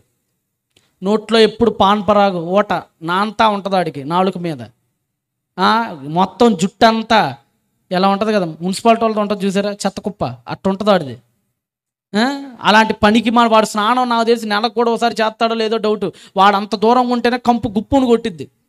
అట్లాంటి వాడిని ప్రేమించిందండి. వాళ్ళ అమ్మ నాన్న చెప్పారు, పోతావమ్మాయి, వాడు దూరంగా ఉంటుంటేనే వాంతి వస్తుంది మాకు, అసలు వాడిని ఎట్ట ప్రేమించావంటే, వాడు తెలీదు, మీకు తెలియని అందగాడు వాడు అంటుంది ఈ అమ్మాయి. కొంతమంది అంతే కదండి, కొంతమంది ఎంత పిచ్చోళ్ళు అంటే అందరికీ తెలుసు వాడు ఎదవని, ఈ ప్రేమించే అమ్మాయికి తప్ప. ఆ ముసుగులో ఉంటారు కొంతమంది ఆ ముసుగులో ఉంటారు. వాడితో ఏం చేసిందంటే, వీళ్ళ నాన్న చెప్పి వినట్లేదని రూమ్లో వేసి తాళం వేసేసాడు ఈ అమ్మాయిని, కాలేజీ మానిపించేసాడు. ఈ లోపల నేను చెప్పిన సీన్ రిపీట్ అయింది. వాళ్ళ అన్న చచ్చిపోయాడు కదా, వాళ్ళ అన్న చచ్చిపోయారని సమాధి ముందు పెట్టి పైన టెంట్ వేసి చుట్టాలు అందరూ వచ్చారు. పాపం అయ్యో కుర్ర వయసులో చనిపోయాడు అన్నప్పుడు పాపం వాళ్ళ అన్నని చివరి చూపు చూసుకుంటుంది కదా అని తాళం తీశారండి అమ్మాయిని. వాళ్ళ అన్నని చచ్చిపోయాడు పాపం, వాళ్ళ అన్న చివరి చూపు చూసుకుంటుందని తాళం తీస్తే ఈ అమ్మాయి చివరి చూపు కోసం వచ్చి వాళ్ళ అన్న దగ్గరకు పడి కాసేపు ఏడ్చి మళ్ళీ పక్కకి వెళ్ళిపోయి, అందరూ ఏడుస్తున్నారు నా మీద ఎవరికి దృష్టి లేదన్నప్పుడు వాడితో కలిసి వెళ్ళిపోయింది. ఎంత దౌర్భాగ్యమో చూడండి, తొందరపాటు. చివరికి ఏమైందో తెలుసా అమ్మాయి జీవితం, వాడు మామూలోడు కాదండి, వాడు అసలు వాడికి లేని అలవాట్లు లేవు. వాడు ఆడాళ్ళతోనే కాదు, వాడు హిజ్రాలతో కూడా చేస్తుంటాడు వాడు. చివరికి వాడు బాగా మందు దాగి ఈ అమ్మాయికి మందు అలవాటు చేసేసి సిగరెట్లు పెట్టి ఘాట్లు పొడిచి బ్లేడు పెట్టి గీసి చిందర వందర అయిపోయిందండి ఆ అమ్మాయి జీవితం. వాళ్ళ అమ్మ ఓ పక్క కూతురేమో వెళ్ళిపోయింది ఎవరితోనో, కొడుకేమో చచ్చిపోయాడు. పిచ్చిది అయిపోయింది వాళ్ళ అమ్మ. నేను రోడ్డు మీద వెళ్తున్నప్పుడు పిచ్చి దానిలో మాట్లాడుకుంటుంది. ఏంట్రా ఇవిడు ఎట్లా అయిపోయింది అనుకున్నా నేను. 5-6 నెలలకు కొద్దిగా పిచ్చి తగ్గినప్పుడు వచ్చి అప్పుడు చెప్తుంది నాకు ఈ విషయాలన్నీ. అయ్యా ఇలా జరిగింది అలా జరిగిందయ్యా. చివరికి ఆ అమ్మాయి దిక్కు లేకుండా అడుక్కునేదానిలాగా రోడ్ల మీద పడిపోయి చివరికి చినిగిపోయినంత బట్టలు వేసుకొని ఇలా అమ్మ దగ్గరికి వచ్చింది. అమ్మ తప్పు అయిపోయిందని కాళ్ళ మీద పడిపోయింది. ఇంకేం తిరిగి వస్తుంది చెప్పండి, జీవితం తిరిగి వస్తుందా? జీవితం ఏదో అంటారు కదా పెద్దలు, చేతులు కాలేక దెర్ ఈజ్ నో యూస్. మనం కూడా మన లైఫ్లో తప్పుడు నిర్ణయాలు కొన్ని తీసుకుంటాం. పెళ్ళిళ్ళు అయిపోయిన తర్వాత తెలుస్తుంది పచ్చి తాగుబోతాడని. వెనక్కి తిరిగి చూసుకోలేం. పెళ్ళి అయిన తర్వాత తెలుస్తుంది ఆ అమ్మాయి మంచిది కాదని. వెనక్కి తిరిగి చూసుకోలేం. వివాహాలకు ముందే జాగ్రత్తగా నిర్ణయాలు తీసుకోండి ఎప్పుడైనా. ఆ తొందర ఏమీ లేదు. కొంతమంది ఉంటారు వయసు అయిపోయింది నెట్టేద్దాం. ఎందుకు నెట్టేయటం? ఆగు, కాస్త ఒక సెకండ్ ఆగు, ఆలోచించుకో. తొందరపాటు ఎప్పుడు మంచిది కాదండి. సారా అమ్మ జీవితంలో మనకు కనిపించే తొందరపాటు నిర్ణయం ఇచ్చేసింది. అందుకని దేవుడు మంచి మాట అంటాడు, సామెతల్లో కూడా మంచి మాట అంటాడు చూడండి. సామెతల గ్రంథంలో తొందరపాటు నిర్ణయాలు ఎప్పుడు తీసుకోవద్దు అని మహానుభావుడు 19:2 చూడండి. సామెతల గ్రంథం 19వ అధ్యాయం 2వ వచనం చూడండి. సామెతల గ్రంథము 19వ అధ్యాయము 2వ వచనం చదవమ్మా. ఒకడు తెలివి లేకుండుట మంచిది కాదు, కాస్త తెలివిగా ఉండండి. తొందరపడి నడిచావనుకో తెలివి లేకుండా, అది గమ్యమే తప్పిపోతావు, దారే తప్పిపోతావు. కాస్త వెళ్ళేటప్పుడు బండి ఉంది కదా అని కొట్టేసుకుంటూ వెళ్ళిపోకూడదు. ఒకసారి అడగాలి ఎవరినైనా. మనకు తెలియని ఊరు వెళ్తున్నాం, బండ్లో ఆయిల్ ఉందని చెప్పి వెళ్ళిపోతావా? ఎవరైనా సలహా అడుగుతావా? ఊరికి వెళ్ళేదారు ఇదేనా కదా అని. ఈ ఊరికి వచ్చేటప్పుడు నాకు ఎక్కడైనా డౌట్ వస్తే అడుగుతాను, ఏమంటే పలానా రామచంద్రపురం వెళ్ళే రూట్ ఇదేనా, లేదంటే పలానా కాకినాడ, నాకు డౌట్ వచ్చినప్పుడు అడగాలి. ఒకటికి ఇద్దరిని అడగాలి, అవసరమైతే డౌట్ వస్తే ముగ్గురినైనా అడగాలి. కానీ మనం ఏం చేస్తాం? మన లైఫ్లో ఎవరిని అడగం. ఎలాంటి వాళ్ళు మనం? రోడ్డు పోయినప్పుడు రోడ్డు అడుగుతాం, కానీ మన లైఫ్లో నిర్ణయాలు మాత్రం అడగం. ఓ పెళ్లి చేసుకునేటప్పుడు ఎవరి నిర్ణయం అడగం, నీ ఇష్టమే. అమ్మని అడుగుదాం, నాన్నకి చెప్దాం, నా మంచి కోరేవాళ్ళు కదా వాళ్ళు. ఏముండదు.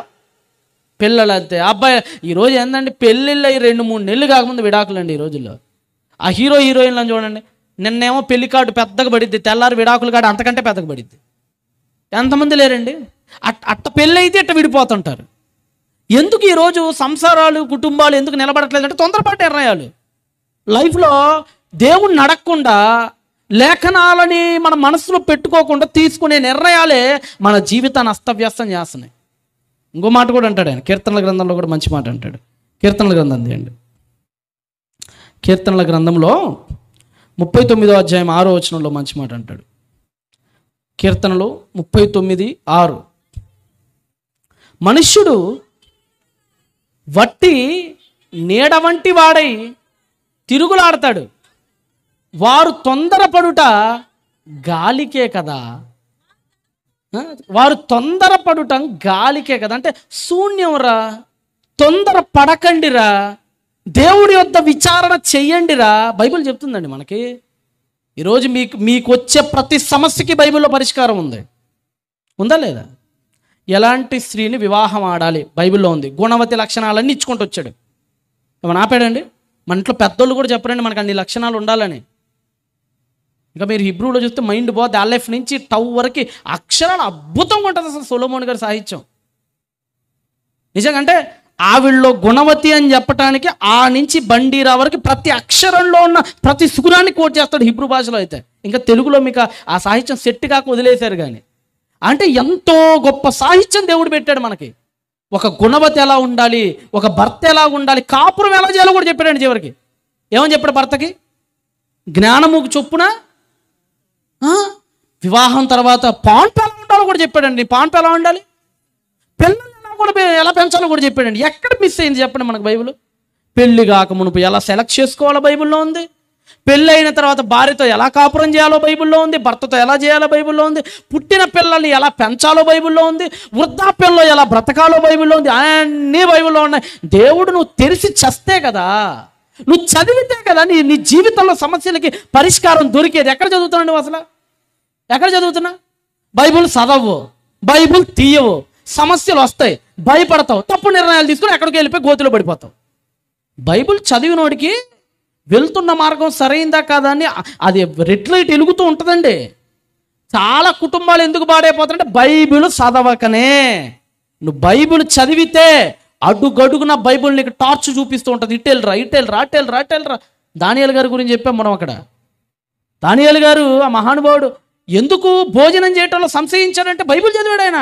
సామెతలు 23:1 ఉంటుంది, రాజులతో ఉండేటప్పుడు ఎలా ప్రవర్తించాలని. అది చదివాడు కాబట్టి నెబుకద్నెజరు దగ్గర ఎలా ప్రవర్తించాలో నేర్చుకున్నాడు ఆయన. ఈరోజు మనందరి జీవితాలు తొందరపాటు, మనందరి జీవితాలు. ఇంకో మంచి మాట ఉంటుంది చూడండి. అది అయిపోయిందిలే తల్లి, అది అయిపోయిందిలే. ఇంకో మంచి మాట కూడా మనం చూద్దాం. ఇదే సామెతల గ్రంథం 42:5 చదవండి. కీర్తన 42:5 చదవండి. నా ప్రాణమా నీ వేళ కృంగి ఉన్నావు, నాలో నీ వేళ తొందరపడుచున్నావు. దేవుని యందు విశ్వాసం ఉంచండి, తొందరపడకండి అని చెప్తుందండి బైబిల్ మనకి. సారా అమ్మ చేసినటువంటి ఆ చిన్న నిర్ణయం, ఆ చిన్న తప్పు కాదండి, చాలా పెద్ద తప్పు అది. వెళ్ళిపోమని చెప్పారు, పుట్టేశాడు ఇష్మాయేలు, సంతానాలు పెరిగిపోయినాయి. చివరికి నువ్వు కీర్తనల గ్రంథం చదివితే ఇశ్రాయేలీలు పడిపోవటానికి కారకులు అయిపోయారు ఇష్మాయేలీలు. చివరికి ఇష్మాయేలీలు నాకు వ్యతిరేకంగా కూటము కట్టి ఉన్నారంటాడండి దావీదు అక్కడ. అంటే చివరికి వీళ్ళ పతనానికి కారణం ఎవరు చెప్పండి?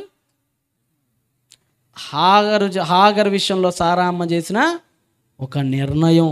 మనం కూడా అందుకని ఎప్పుడూ తొందరపడకూడదు మన లైఫ్లో, గుర్తుపెట్టుకోండి. ఒకవేళ తొందరపడితే ఏమైద్దో ఇంకో చిన్న వీడియో కూడా మనం చూసే ప్రయత్నం చేద్దాం. ఎందుకంటే ఉదాహరణ కోసం జస్ట్ ఆల్రెడీ 1-2 సభల్లో చూయించాను, కొత్తగా వచ్చిన వారు కూడా చూస్తారని చెప్పి మరొకసారి రిపీట్ చేస్తాను. అదిగోండి, వాడు ఎంత తొందరపడ్డాడో చూడండి. కింద కూరగాయలు పెడితే గొడవైందండి. అదిగోండి, తొందర తొందర తొందర తొందర తొందర తొందర తొందర చచ్చిపోయాడు. ఎందుకు అంత తొందర? ఎందుకండి నిదానం ఉండదా? చాలు కొంచెం, నేను ఆన్ చేయమన్నా దాకా ఆన్ చేయ. అదిగోండి అదిగోండి అద్దుకోండి అద్దుకోండి. తొందరపడటం ఎప్పుడు మంచిది కాదండి, జ్ఞాపకం చేసుకోండి. తొందరపడటం ఎప్పుడు మంచిది కాదు మన లైఫ్లో. ఇది చూడండి, ఎంత తొందర అంటే కారులో ఎక్కాడండి, హారన్ ఏదో కొట్టాడండి, వాళ్ళ ఇంటికి వచ్చాడండి, కారు హారన్ కొట్టాడు, తలుపులు ఎవడు తీయలే. అది పాపం కొట్టి కొట్టి చిరాకు వచ్చేసింది. మనోడు ఒక నిర్ణయానికి వచ్చాడు, ఎవరు తీయట్లేదు డోర్ని పగల కొట్టేసుకొని లోపలికి వెళ్ళిపోదాం అనుకున్నాడు. ఈ తొందరపాటు నిర్ణయం తీసుకునే క్షణంలోనే పాపం వాళ్ళ కూతురు వచ్చిందండి డోర్ తీయటానికి. చూడండి, అదిగో ఈ లోపలే పాపం వాళ్ళ అమ్మ, అయ్యో మా నాన్న వచ్చేసాడని చెప్పేసి వచ్చి అక్కడ ఎక్కిచ్చేసాడండి. అవసరమా అంత తొందరపాటు? అవసరమా లైఫ్లో? అంత తొందరపాటు నిర్ణయాలు ఎందుకు తీసుకుంటున్నారు మీరు? చూడండి, కాసేపు ఆగు. అమ్మాయికి బ్రెయిన్ అంతా డెడ్ అయిపోయిన తర్వాత లైట్స్ ఆన్ చేయండి. తొందర ఎప్పుడు వద్దండి. కొంతమంది తొందరగా చేతులు లెగుస్తే కొడతానికి, కొంతమంది తొందరగా నిర్ణయాలు తీసేసుకుంటారు. చివరికి కుటుంబాలు కూలిపోతాయి నువ్వు తీసుకున్న నిర్ణయాల వల్ల. భర్త కొడుతున్నాడు, భర్త తిడుతున్నాడు అంటే నిర్ణయాలు ఎంత దారుణంగా తీసుకొని ఉంటావో ఆలోచించుకో. ఎప్పుడు కూడా తొందరపాటు మంచిది కదండి. లేఖనాలను చాలా జాగ్రత్తగా నిదానంగా చదవండి. ఎప్పుడు కూడా నిదానమే లైఫ్లో. ఎప్పుడైనా నిర్ణయం తీసుకుంది, హాగరు వెళ్ళింది, ఇష్మాయేలు వచ్చాడు, హింస పెట్టాడు, ఇబ్బందులు పెట్టాడు, అపహసించాడు. చివరికి ఈరోజు మనం సీన్ కట్ చేస్తే ప్రపంచం మొత్తం పెద్ద సమస్యగా మారిపోయింది ఆ రోజు ఆవిడ తీసుకున్న నిర్ణయం. ఈయన కూడా అంతే. ఎప్పుడైతే దైవవాక్యాన్ని ధిక్కరించాడో, దైవవాక్య ధిక్కరణ అంటే ఏం లేదు, విచారణ చేయాలి. దేవుని యొక్క విచారణ చేయకుండా ఎప్పుడైతే ఈజిప్ట్కి వెళ్ళిపోయాడో నెక్స్ట్ ఏమైపోయింది ఆయన చేతిలో? హానికరంగా మారిపోయింది ఆయన జీవితం. ఈరోజు మనం కూడా అంతే. మన లైఫ్లో కూడా చాలా జాగ్రత్తగా నిర్ణయాలు తీసుకోండి. లైఫ్లో ఏది చేసినా ఒకటే గుర్తుపెట్టుకోండి, దైవ సంబంధమైన క్రియ నీ జీవితంలో ప్రస్ఫుటింపజేయాలి. ఈరోజు మనకు అది ఉన్నప్పుడేనండి నిజంగానండి ఎలాంటి బట్టలు వేసుకోవాలో కూడా బైబిల్లో ఉందండి. తెలుసా మీకు? ఉన్నిని జనపనారని కట్టకుము అంటాడు ఆ మహానుభావుడు. అసలు అంటే బట్టల దగ్గర కూడా అండి, తినే తిండి దగ్గర కూడా అండి, ఏం తినాలో ఏం తినకూడదో. ఈరోజు అడ్డమైన గడ్డి తినబట్టి కాదు ఈ ఎబోలాలు ఇవన్నీ వచ్చేసినాయి, కరోనాలు ఇవన్నీ వచ్చేసినాయి. ఎందుకు వచ్చింది కరోనా? ఆ చైనా వాడు ఏం చేసాడు? వాడు ప్రపంచంలో ఏది లేనట్టే గబ్బిలాలు తిన్నాడు. పనికి మాలినాడు. ఏం తిన్నాడు? వాళ్ళు గబ్బిలాలు మామూలుగా తింటారండి. వాళ్ళు దైవవాక్య ధిక్కరణం కాదు ఇదంతా. దేవుడి వాక్యాన్ని నువ్వు ధిక్కరించి ఇష్టమైన చెత్త చెదారం అంతా తినేసి ఒకసారి చూడండి, ఒకసారి ఆఫ్ చేస్తాను చూడండి. దైవవాక్య ధిక్కరణం వల్లే ఈనాడు సమాజం పాడైపోయింది. లైట్స్ని ఆఫ్ చేయండి ఒకసారి. ఇదిగోండి ఎంత దారుణం అంటే వీడు, అదిగోండి గబ్బిలాలండి.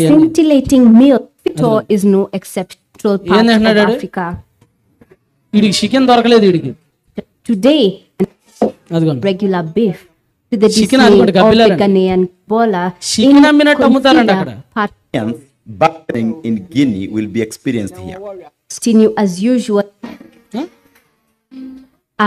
గబ్బిలం మరో గబ్బిలాన్ని తింటనట్లేదు.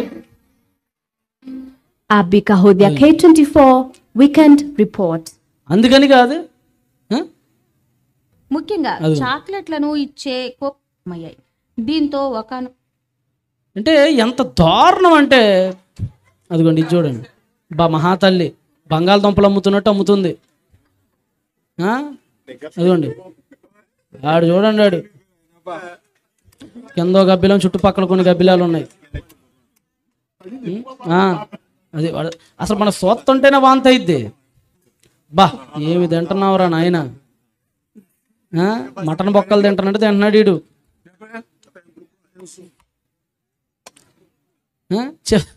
చివరికి ఏమొచ్చిందండి, చివరికి అంతే కదా. ఈరోజు కరోనాల ఆ ర్యాబిస్ వైరస్సే కారణండి, కారణం. ఎబోలాకు కూడా కారణం ఏంటి? ఎబోలాకు కూడా చివరికి గబ్బిలమే కారణం. దేవుడు ఎప్పుడు చెప్పాడు చూడండి, ఇదిగోండి ఎందువల్ల వచ్చినాయి చూడండి గబ్బిలాలు అనారోగ్యానికి. చూడండి గబ్బిలాల గురించి ప్రపంచం ఏం చెప్తుందో చూడండి. గబ్బిలాలు అనారోగ్యానికి గురి కాకుండానే కరోనా లాంటి ప్రాణాంతక వైరస్లను ఎలా వ్యాప్తి చేస్తాయనే అంశాన్ని కెనడా శాస్త్రవేత్తలు గుర్తించారు. కోవిడ్-19 మహమ్మారికి దోహదపడే వైరస్లు మనుషులకు ఎలా సంక్రమిస్తాయనే విషయాన్ని కనుగొన్నట్లు వెల్లడించారు. కోవిడ్-19 కు కారణమైన సార్స్ CoV-2 వైరస్ గబ్బిలాలలో ఉద్భవించినట్లు పరిశోధకులు భావిస్తున్నారు. మెర్స్ కరోనా వైరస్ నెలల తరబడి గబ్బిలాల్లో ఉంటోందన్న ఆయన, వైరస్ గబ్బిలం కలిసే జీవనం సాగిస్తున్నాయని వివరించారు. ఇబోలా ఈ పేరు వింటేనే ప్రపంచ దేశాలు వణికిపోతున్నాయి. టెర్రరిజం కంటే ప్రమాదకరమైన ఈ వ్యాధికి చికిత్స కూడా లేదు. ఇంతకీ అసలు ఎబోలా అంటే ఏంటి, ఆ వ్యాధి లక్షణాలు ఎలా ఉంటాయో ఒకసారి తెలుసుకుందాం. గబ్బిలాల నుంచి ఈ వైరస్ వ్యాపించడం మొదలుపెట్టింది. ఆ తరువాత చింపాంజీలు, కోతులు, లేళ్లు, ముళ్ల పందులు ఇలా రకరకాల జంతువుల ద్వారా మనుషులకు సోకుతోందని ఈ మధ్యనే తెలిసిందే. ఎబోలా కూడా HIV వైరస్ లాంటిదే. చూసారు కదండి ఎన్ని రోగాలు. లేవికాండం తీయండి, లేవియ కాండము 11వ అధ్యాయము 13వ వచనం చదవండి. లేవియ కాండము 11వ అధ్యాయము 13వ వచనం చదవండి. లేవియ కాండము 11వ అధ్యాయము 13వ వచనం. పక్షులలో వీటిని హేయముగా ఎంచుకోండి, పక్షుల్లో కొన్ని తినకండ్రా, ఇవన్నీ మీకు హేయాలు అన్నాడు. అలా మాట్లాడుతూ 18 ఏమన్నాడు చూడండి, 19 చదవండి. 19 ఏ పక్షులను తినకూడదో 10లో ఏం చెప్పాడు చూడండి. 10లో అదే 19వ వచనం. సంకుబుడ్డి కొంగ, ప్రతి విధమైన కొంగ, కుక్కుడు గువ్వ, గబ్బిలము. ఆ పక్షితోనే ముగించాడండి దేవుడు. ఏ పక్షుల్ని తినకూడదని చెప్పడానికి చివర పెట్టిన పక్షి ఏంటి? ఎందుకంటే చివరిలో పెట్టింది, చివరిలో చదివింది నీకు బాగా గుర్తుండిద్ది కాబట్టి. నీ మొదట్లో చెప్పిన ప్రసంగం అంతా గాలికి పోద్ది, ఎండింగ్లో ఏం చెప్పినా అదే గుర్తుండిద్ది మీకు. ఎందుకు ఎండింగ్లో గబ్బిలాన్ని పెట్టాడంటే నువ్వు బాగా గుర్తుపెట్టుకోవాలి. ఇప్పుడు ఆ గబ్బిలాన్ని తినొద్దు అని చెప్పాడు. ఈ దైవవాక్యాన్ని ఏం చేశారు? ఇప్పుడు ఆడు ఎట్ట తిన్నాడు? శుభ్రంగా నోట్లో గబ్బిలం కొరుకుతున్నాడు, దాని తలకాయని మెడకాయని. ఏమొచ్చినాయి?